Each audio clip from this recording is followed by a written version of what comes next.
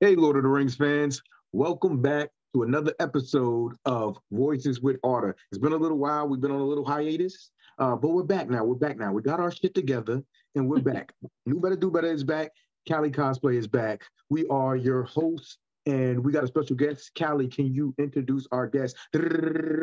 His name is Connor. Hey.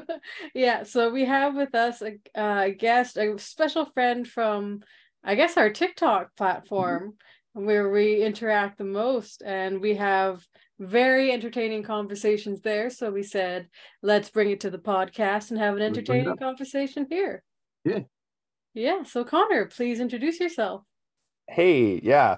So my name's Connor. I'm a dude who lives in California. In terms of what I do, I work at a gym for my day job, but in terms of what I do online, I just kind of post occasionally. I'm also starting to make a podcast with some friends from college. We call it Mac and Cheese Crew. So check that out. Kind of talk about a little bit of everything there. Other than Nice. that, I Nice. make Lord of the Rings content and random content on TikTok, which is how I bumped into these two. And you have He's awesome an swords. So if you're watching, awesome you swords. I was about to say that. I was like, in the background, he has awesome swords. You can only see my practice one right now. I also practice longsword, so I'm Yes. I'm a beginner. I'm a learner. He is awesome that to is pretty interact cool. with in our community. Nefcon is one of the, and we call him Nefcon. His name's Connor, but we call him Nefcon. That's his TikTok name. Okay. He is awesome to interact with. He always has some good positive things to say, always brings up good conversations. And his actually idea was to talk about the dwarves and elves, their relationships throughout time. So Callie is going to literally be the guiding light to this conversation. But NEFCON, we get to have this conversation on a podcast, deep, thought out, driven conversation about elves and dwarves. Let's get it. Let's go. I'm ready. Callie, are you ready? I am almost ready. To begin, I have to start with something. No, no, The you don't. You usual don't. You the don't have to usual do it. usual You don't joke. have to do it. So there's a particular sports event going on in the world right now that is very popular. So this joke pertains to that. What lights up a soccer stadium? Oh God. Uh, A uh, soccer match. Ha ha ha. ah, All right, okay, that's over. It's done. I I'm sure. promise. I'm sure the world would be mad you didn't call it football. Probably, but Oh, I'm well, there's a few Canadian countries. and we say soccer. So there we go. All right, so we are going to talk about the relationship between elves and dwarves. It is the season to remind you that it is time to rewatch the Lord of the Rings trilogy. Hmm. Uh, Hmm. so go ahead and do that. And from the trilogy, of course, one of the favorite storylines is the friendship between Legolas and Gimli, between elf and dwarf, which is a rare one because usually most people will know that elves and dwarves don't always get along the best.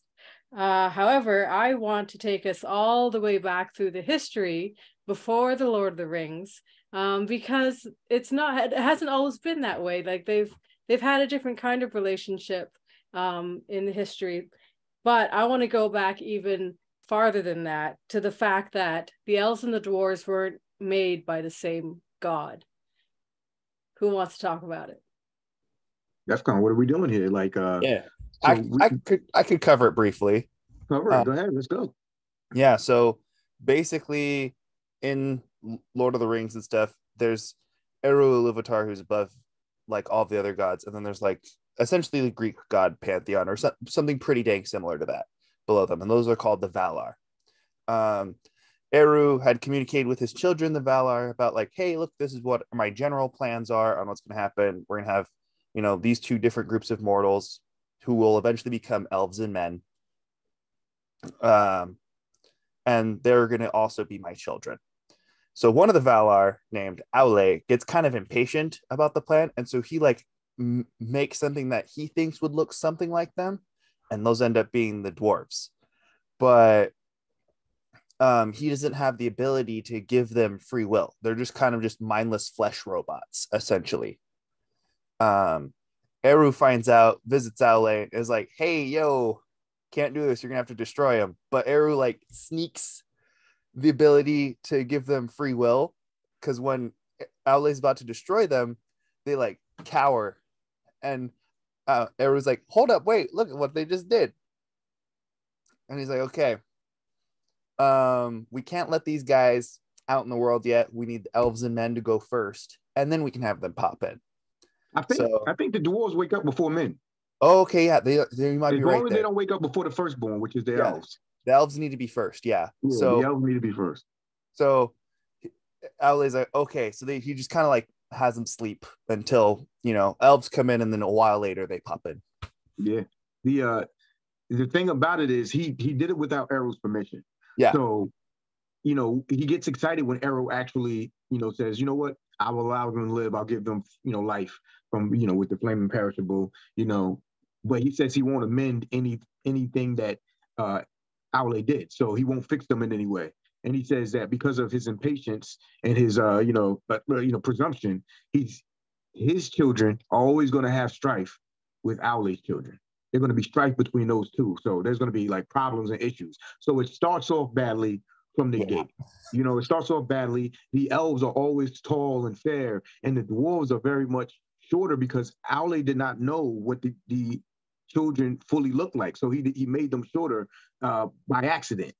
But the dwarves are hard and strong and you know, sturdy, very sturdy and hard and strong. So there's some very vast differences between the two. They're very selfish though, where some elves can be selfish and there's things like that, but generally the elves are a lot kinder and things like that. But the elves tend to always are a bit more snooty in a certain sense, where the dwarf problem is like secrecy and greed and you know, pride. But the elves are like look down on their nose a little bit at the elves, typically from what we see in the text. So this is where that started from, and this is it just started in their making. And Eru was like, nope, they're going to always have problems. I you know, they're my children of my adoption, the dwarves, and these are the children of my my children, the elves, my firstborn, and they're not going to get along. So it starts off badly from the gate. And Kali, what next? What next? So from their creation, we can say that they were a little bit going to be at odds with each other. Is there kind of an event that either that kind of turns the tides? Do they, like, from the time that they awaken and from the time that they meet, how is that relationship at first? Are they just at each other right away? I mean, kind of, because there's the whole petty dwarf and elf situation, which didn't really start the elves and dwarves off on a good foot.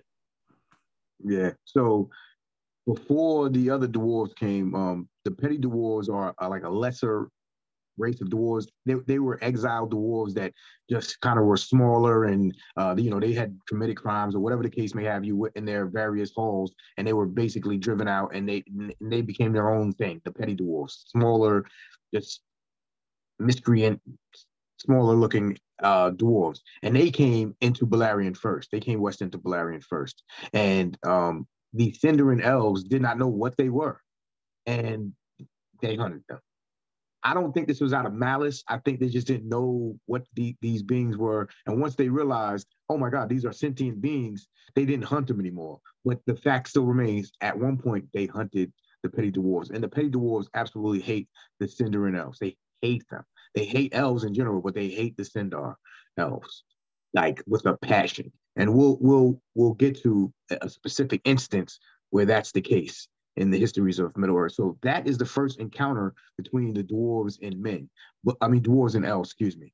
But then when the regular dwarves come over, there's dwarves that live in the mountains of the Blue Mountains, and they're known from their cities of Belagost and Nagra. And these are the main two main cities of the dwarves. And they come over into Beleriand, and they are, you know, fully, you know, cultivated civilization of dwarves, and they're great craftsmen and great like smiths, and they traffic back and forth throughout Beleriand, and they actually like work out a deal with the Sindar Elves, and they like actually help the Sindar Elves build their halls. They help them with their armory. They warn the Sindar Elves of orcs coming.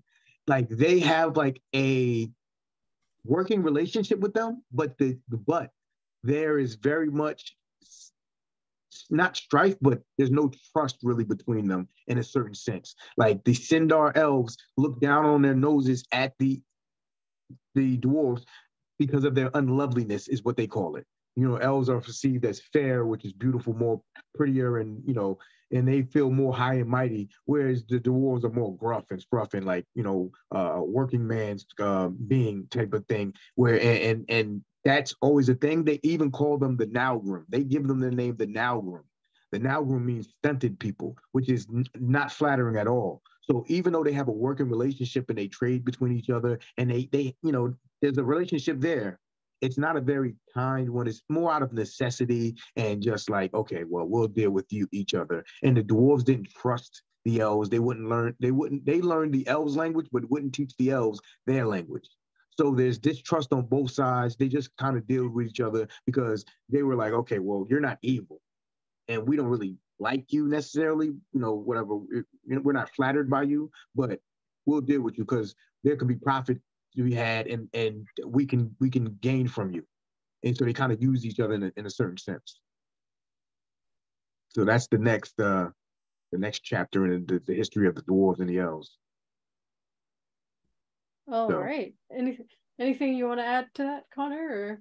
No, that he pretty much encompassed like that thing about that stage pretty well.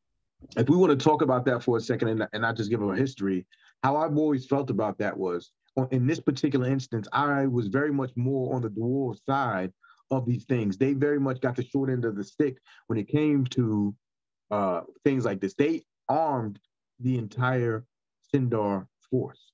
They armed them, and their smith work was never outmatched when it came to metalwork and the devising of rings, ringed armor.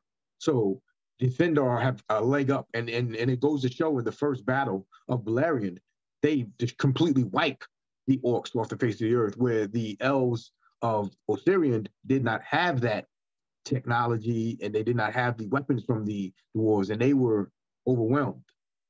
So it's like they're treating the Naugrim like snootily, and even though they're trading and giving things back and forth, it's just like that you calling them the stunted people. You're what I'm saying, you didn't hide. It says they didn't hide their feelings for their unloveliness. It's just like I feel for the dwarves.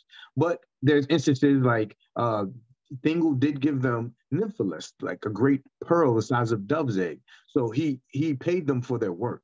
But they dug out the halls of Menegroth, the 1,000 caves. The dwarves did the main brunt of the work, whereas the elves more decorated it and did, like the filigree and the, what I'm saying, the aesthetic part. But the dwarves did the physical labor. And that's also the case in Nargothrond as well. So it's like, oh man, it's just, it bothers me a little bit that the dwarves benefit off of the elves benefit off the dwarves more so than the dwarves benefit off the elves, very much so.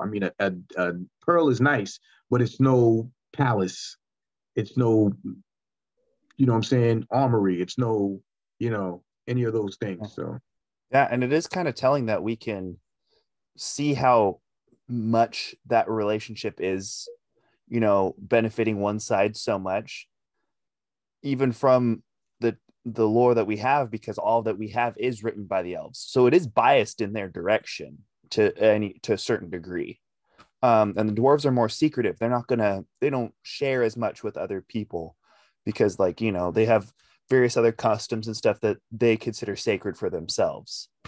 So yeah, just even with the text being biased towards the elves, we're even able to see, just be like, why are you being this mean? That is clearly not a fair trade deal. And the dwarves have their way. Like they don't teach the elves their language, and they're very secretive, and they have their ways. But honestly, their ways are more ingrained in them from how they were made. And I know that sounds weird because you're like, well, the elves were clearly made the elves have more free will in how they are, I feel like, as opposed to Owley specifically was like, yo, you're gonna be this way. You know what I'm saying? Like, I can because see that.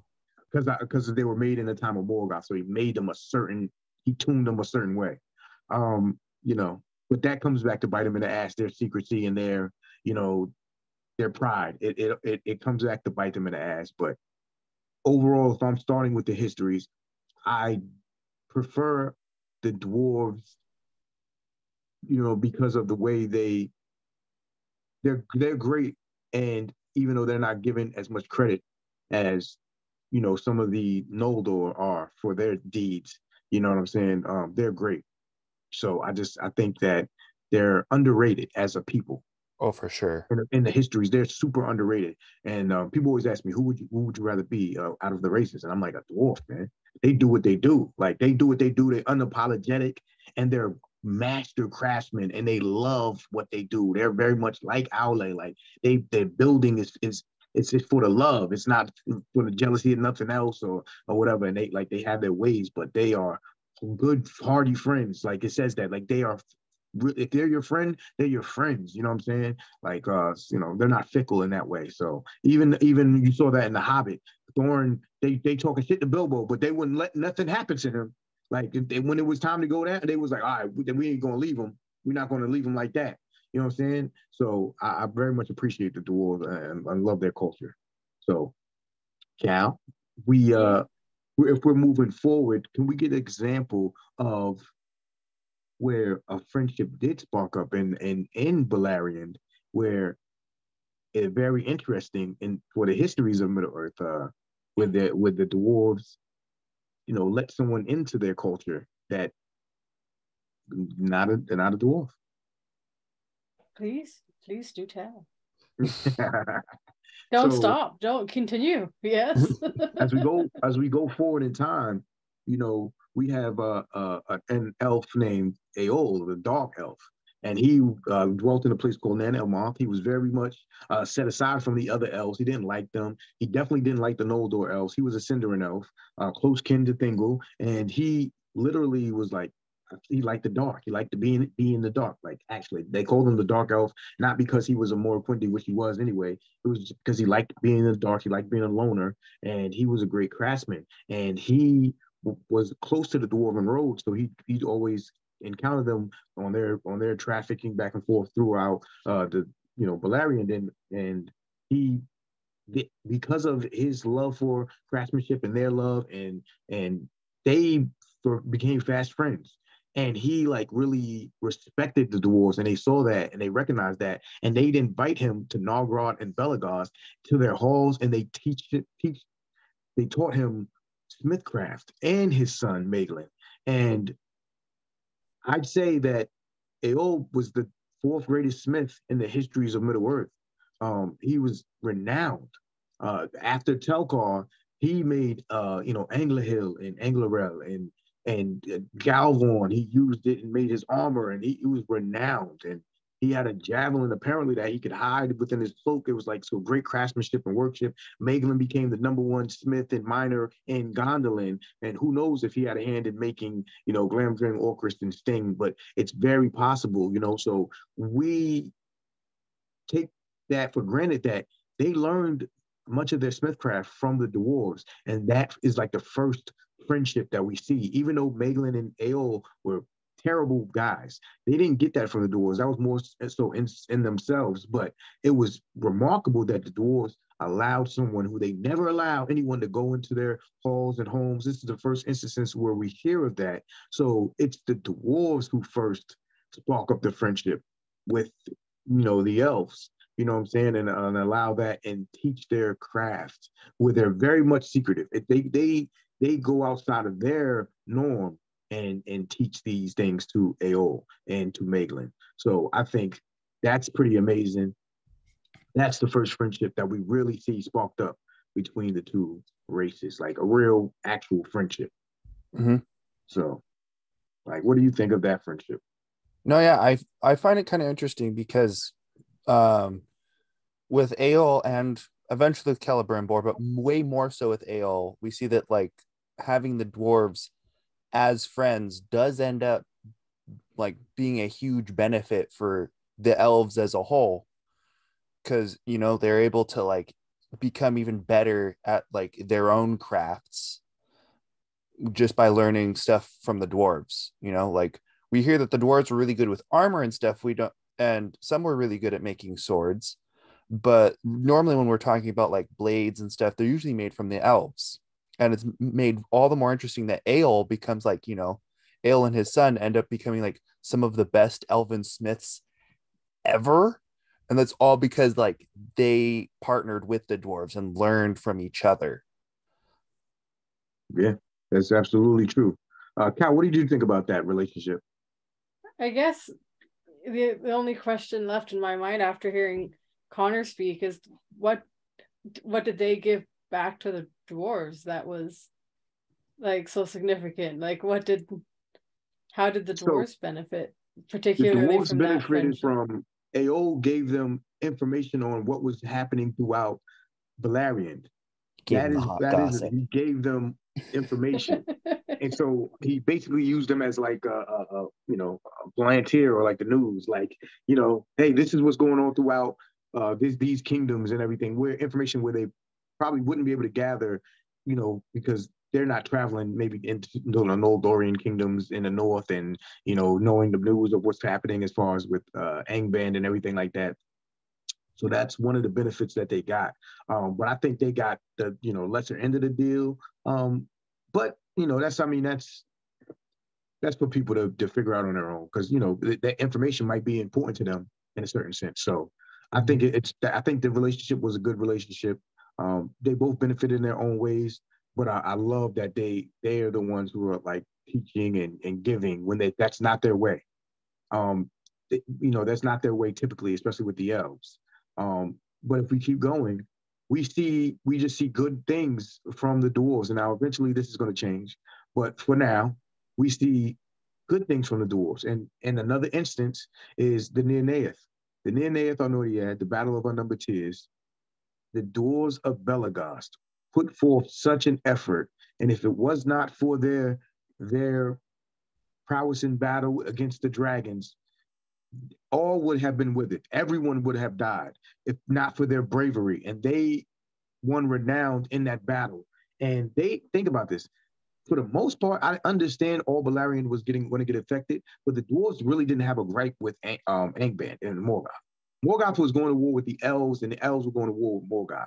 The dwarves kind of were like, this is going to affect our land. And the most part, like, of course, they want to, you know what I mean? But they really did not have to get involved. Very much so, like, men did not have to get involved.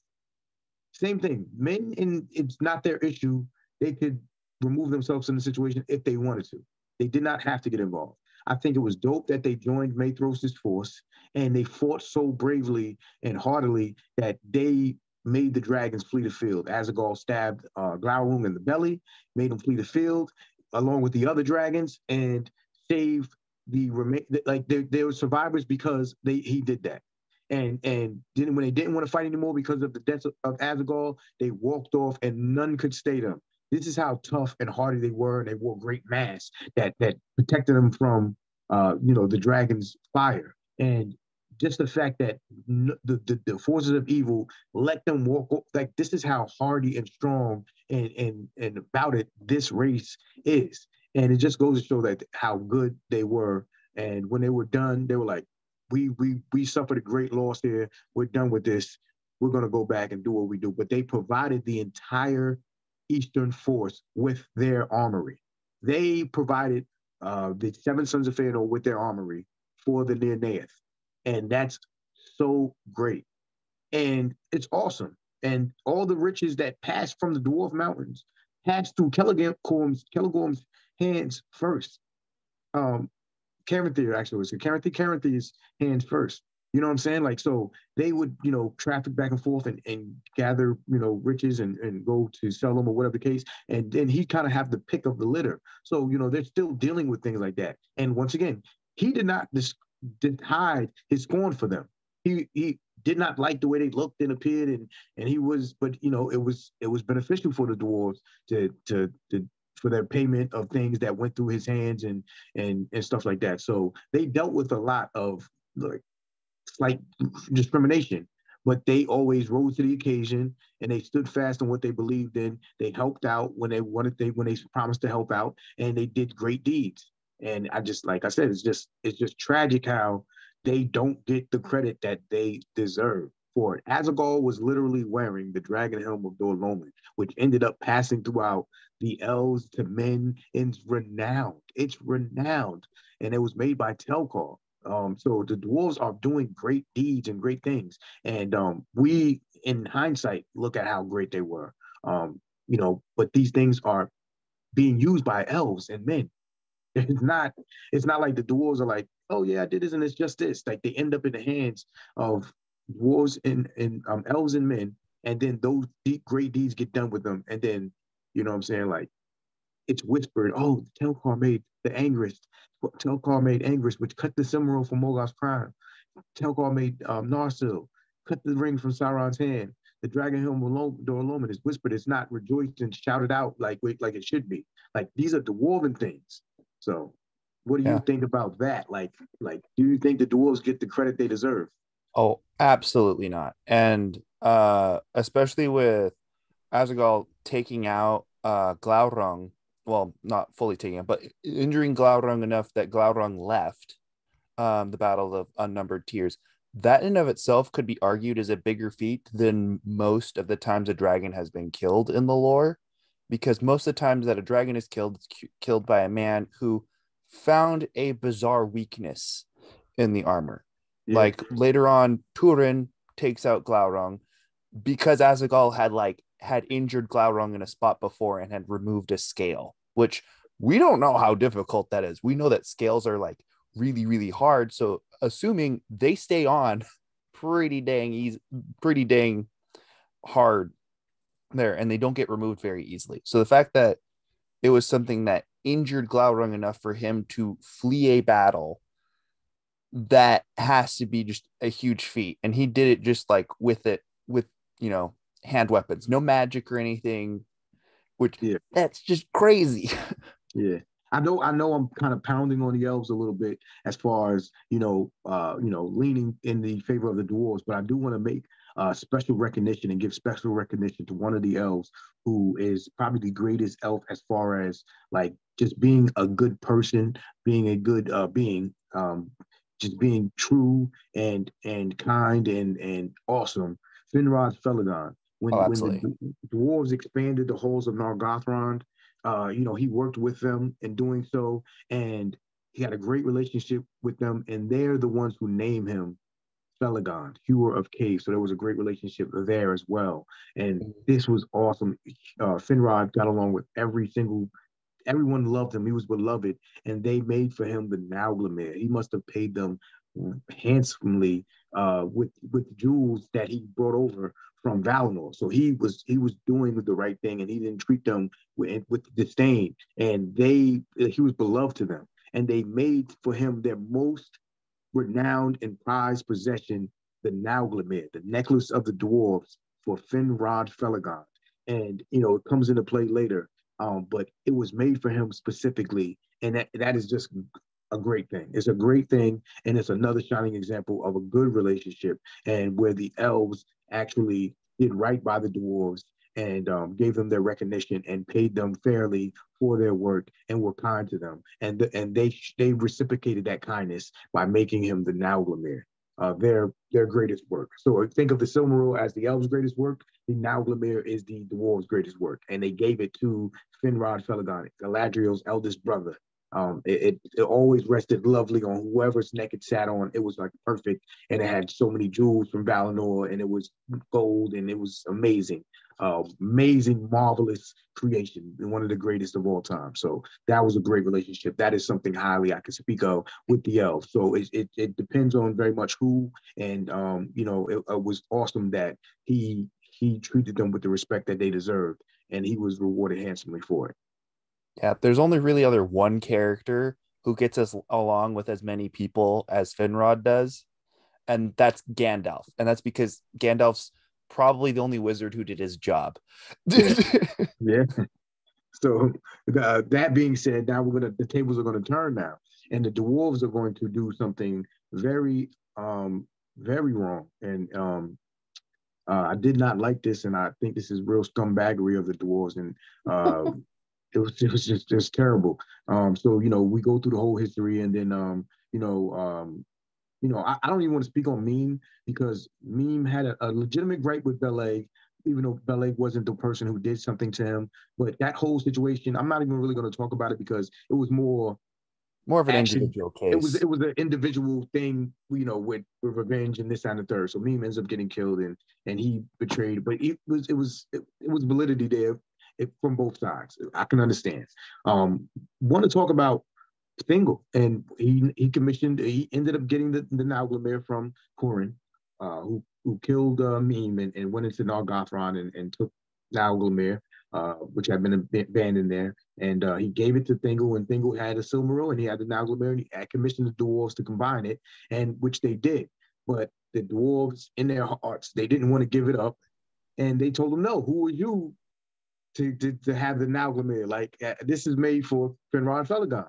And they used it, and it was a guise, and it was like they were just being so like, they were just greedy and selfish, and the thing that gets me is their argument is like, okay, kinda, but not actually, because he asked you and you could have said no from the gate.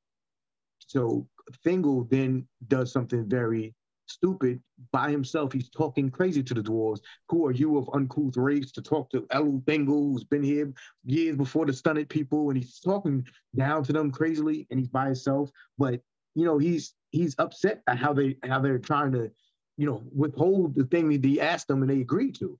So they're in the wrong there, regardless. And he shouldn't have talked to them that way. They kill Thingol.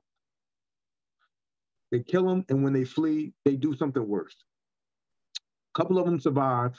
The rest of them, the Nauglamir gets reclaimed by the elves, and the two survive, and they get back to Nargrod,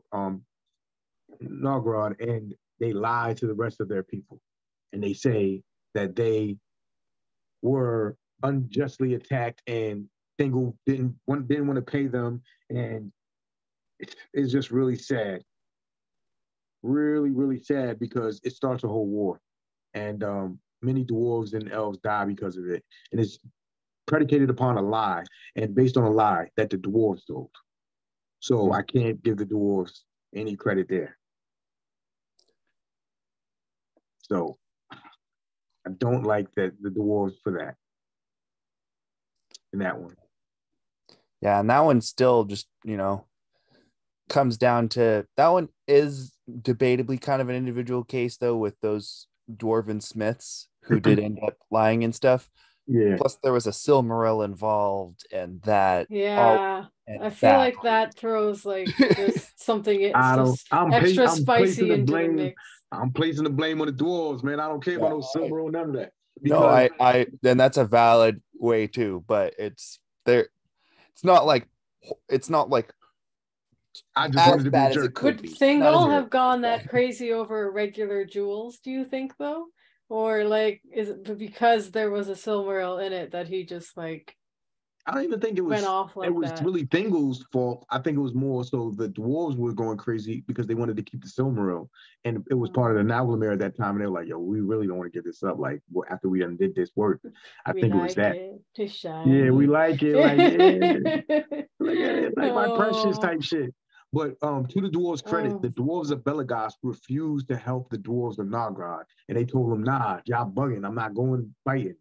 So there was, a whole great war there, and the elves do not forget it. They do not forget this, and there's throughout the histories, there's literally they never forget this, and it's funny because in the Hobbit movie, they kind of recreate this situation with Thranduil and the necklace that he doesn't receive from Thror. And they say if you go to the after credits, you'll see they got that from the Thingol situation with the dwarves. They were trying to show, hey, this is one of the reasons they don't get along, and it shows that, and it just echoes throughout eternity. And it's just another example. And then we fast forward to the second age, and now we get the greatest example of friendship and love between the dwarves and the elves. It is just both love for creation and for smithing. And we have the dwarves of Khazad-dûm, the greatest mansion of the dwarves ever, founded by Durin the Deathless, and it's right next to Aragion, a great Noldorian elven city. Austin Ethel and the people of the jewel smiths led by Celebrimbor. So these are the greatest smiths, like both in close proximity to each other. We have Narvi, the greatest dwarven smith of that time, and then we have Celebrimbor, the second greatest smith, period, behind his grandfather, Feanor, and they become fast friends, the greatest example of friendship that we know of, period, within Middle Earth history. And they literally they work together. They expand the halls of Khazad-dûm. They enrich Aragion. There's a trade route established between the two kingdoms. There is a western gate of Moria opened up, and that's built literally by the dwarves and by the elves, and it is signed in the elvish writing, speak, friend, and enter. These are the doors of Durin. The doors were created by Narvi, and the signs were created by Celebrimbor with Ithilthene. Literally that's Mithril. That was written with silver pens. It's just amazing. It's dope. It's dope. We got the two trees. This is a mainstay on clothing, on like symbols, and it has the Feanorian symbol with the hammer and anvil above the doors. This is a prime example. And the dwarves come to the aid when Aragion gets attacked, even though they can't, fully protect Aragion. They come to their aid. It's just a wonderful, renowned friendship. And it's for the love of Aule. The Noldor worship Aule. Aule is the creator of the dwarves, and the dwarves worship him, who they call Mahal. And they worship him, and they find, a commonality between that. And it just works. It just works. And this is when you see both kingdoms at their best. Aragion is thriving, and we know how Khazad-dûm was thriving. We know that Khazad-dûm was the widest, vastest, beautifulest of the dwarven kingdoms. So this is where it works at its best, when these two peoples are doing what they're supposed to be doing, and they're getting along, and they are just helping each other. The sky is the limit. You know what I'm saying? And it's just tragic that not by any of their doing did this fall or this happen. It wasn't by anything that they did. So this is the prime example of just two great kingdoms, and I really appreciate Celebrimbor for putting it. He just cute. If he just loved anybody that could create, oh, you guys are the best at this shit. I love you guys. He doesn't care where they're from. You know what I'm saying? And the dwarves respected it. You know what I'm saying? So, like, I don't know what you guys think about Khazad-dûm and Aragion, but I really love that. Oh no, yeah. Like that is the best example of dwarves and elves working together. And it took Sauron to mess it up, which Yes. if that's the level of like difficulty it needed to stop, Yeah. Sauron and a Balrog that also The did it. Balrog, yeah. This is after when the Balrog awakes, it sours relationships between the dwarves and elves. A lot of people don't realize that, because if you think about it, there's no reason why they wouldn't still be fast friends, except that when the Balrog wakes up, he does great damage to the dwarven kingdom, and also causes issues with the elves in Lothlorien, and issues there. And then it becomes they hate each other. They stop the traffic. It's just a big problem. Remember, the east gate of Moria goes out to the Dimril Dale, and then it goes out to Lothlorien if you travel down it, just like where the Fellowship does. And there's a big issue going on, and we know there's a big problem with where the elves of Lothlorien literally cut off the dwarves. They're like, I don't want nothing to do with you. Look what you did, or whatever the case may have you. And they hate each other. And this hatred is not fixed until finally in the Third Age, right before the War of the Ring, Gimli and Legolas, who are not getting along at first at all, they are not getting along until they pass through Moria, and then Celeborn literally yells at Gimli because he feels like it's part of Gimli's fault. Gandalf fell in Moria, because he's like, the dwarf, it's a dwarf. Gandalf fell in Moria. Like, why would you be there? Like, I know you had something to do with this kind of like was the feeling. And Galadriel had to stop him. And Galadriel does something really remarkable. She talks to Gimli in his tongue and says the names of things that he had been saying in his poem, and it warms his it comforts him, cools Celeborn's head, and Gimli anyway had just been enamored with Galadriel, her beauty, and for him, a dwarf, to look at a elf in that way, it changed Legolas's feelings toward Gimli. Where they had been arguing, they was blindfolding Gimli, and it was like, "I'll go forward free." Like it was a big issue, and it was just back and forth, and Legolas was just like the stubbornness of the dwarves, and they just were just butting heads. But that respect that he saw Gimli have for Galadriel, it changed him, and then you see throughout afterwards just little things that they start respecting each other for, and he's just talking about the beauty of her hair and how there's nothing fairer, and he won't call anything else fair. And Legolas is talking about, oh, these trees make me feel this way, and he's like, they start equating things that, oh, you look at this like this, I look at this like this, and there's an understanding there. And then we fast forward to the Two Towers, where Éomer threatens Gimli, and Legolas is having no part. That's his guy now. You say something to Gimli, I'm on your ass. I'm on your ass immediately. And you see the change, and then they become an example for the entire legendarium going forward in the histories. And it's remarkable. And it's the second grade, I'd say the second greatest friendship between the dwarves and elves. I can't call it greater than Celebrimbor and Narvi, but I say that going forward, it healed the hurts that, the whole Balrog and the closing of that relationship had. So I really love Gimli and Legolas, and they end up, going with each other to different places. They made promises to each other, kept those promises, visited each other's, they comforted each other. Legolas would have Gimli ride with him. They would go, he wanted to show Legolas the caves. Legolas could give a shit about the caves. He didn't care, but for Gimli, he cared. And, he was like, oh, I want you to come with me to these woods, you know what I'm saying? And then something remarkable. Gimli became what, Callie?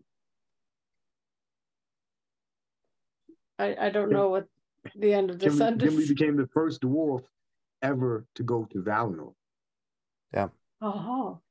And I knew that, but I didn't know that was the end of that sentence. A super feat, yeah. Literally, that's the home of the Valar and the elves, and no dwarf had been there, and Gimli was invited by Legolas and comes over, and Gimli spends his last days in the Undying Lands. So the history is a up and down, back and forth history, but it's we have been on a journey. Wonderful. Oh my gosh, it's remarkable. And as of that, we know it ends on a good note, but it's full of takes a while. It's built into them. I think it's a good example of like, racism today, like in regular life. Like you could find commonality and common ground and see that we're different, but we can help each other, and we can appreciate each other's differences instead of hating each other. You know what I'm saying? It's right in Tolkien's works. So when people complain about different races in Tolkien, I'm like, there's a perfect example of two races that hate each other finding love, commonality, and then they become the best of friends.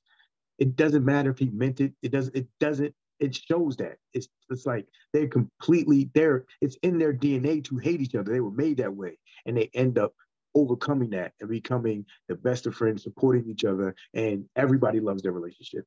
That should be mirrored outside of the literature in real life. You know what I'm saying? For sure. Absolutely. That's the elves and the dwarves. That's the history of the elves and the dwarves. Wow. I feel like I've been holding my breath just listening and absorbing everything, and that was really amazing. Thank you for that, KnewBetta. That was, and no Connor, problem. That was awesome. May have been a little long-winded. No, that was absolutely perfect. Now, do you have, KnewBetta, do you have a question for our guest before we start signing off? So Connor, if you could, be any of the beings in Middle Earth, it doesn't matter what time period, anything. I'm going to ask you 3 questions. I want you to answer them, and you can use any character, any race, anything like that. So if you were going to marry anyone in Middle Earth, who would it be? If you were going to have anyone protect you in Middle Earth, who would you have protect you? And if you could fight anyone in Middle Earth, who would you want to fight? Okay. Okay. So first one is, who would I want to marry? Yeah. I would probably, you know, if Baron and Luthien weren't such a good match, I'd probably go for Luthien. Hey, no, But there ain't no husband, wife, man. Take if you want there Luthien, you take go. Luthien. Sweet. I can learn to jump like Baron can with his So Luthien, take Luthien. That's a good choice, man. That is okay, in terms of who would I want to protect me, I think Galadriel's probably a really good bet. our That house. Yeah. yeah, I Luthien, feel like that's a Galadriel. pretty safe. Okay, the two cousins. Okay, all right. And who would you want to fight? What I want to fight. Now here's the real question is, if I want to fight just because I want to fight them, like, do I want to go out and blaze a glory, or do I want to actually win? Would be the two questions there. That's on you, brother. So, oh man, I feel like, oh well, if I was in a fight that I could possibly win, I think I might want to just go for what was Ael's son's name again?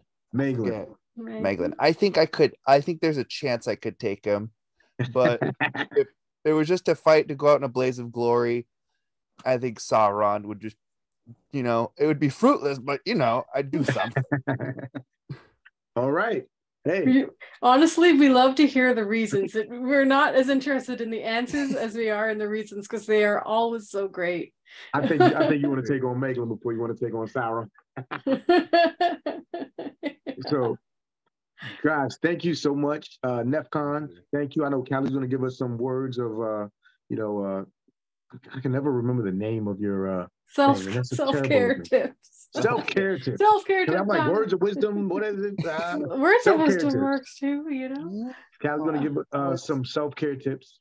I'm gonna sign off because I just have to go pick up my son. But Kali's gonna give us the self-care tips. And Nefcon, thank you so much. Thank you. Also, after she gives the self-care tips, really quickly, I just want you to just let us know where we can find you. Okay. And give us your TikTok name and your Twitter and whatever else. Thank you so much for your wonderful topic. That was great. I enjoyed talking about it. You know what I'm saying? Yeah. So it was awesome, man. I think we nailed that one. It was really thought-provoking and wonderful. And we got to talk about two great races that, you know what I'm saying, just unfortunately, had some strife, but they pulled through and they are fast friends. So that's very interesting. So Kali, hit us with the self-care tips. I'm going to be signing off. Yeah. I already know the self-care tips. So I'll see you guys later and check you guys later. Take care. We'll go pick up this guy. Thanks again. All right, everyone. So it is not ever very nice to be in an argument with someone or like a group of people, let alone have it be like your entire, in a race for thousands of years. But here are some ground rules for fair fighting. So 1 would be to remain as calm as you can. 2, express your feelings in words and not actions. 3, be specific on what is bothering you. Vague complaints are very hard to work on. 4, deal with one issue at a time.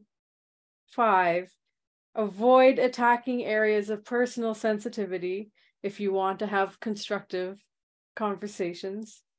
6, along the line of that, is to avoid accusations.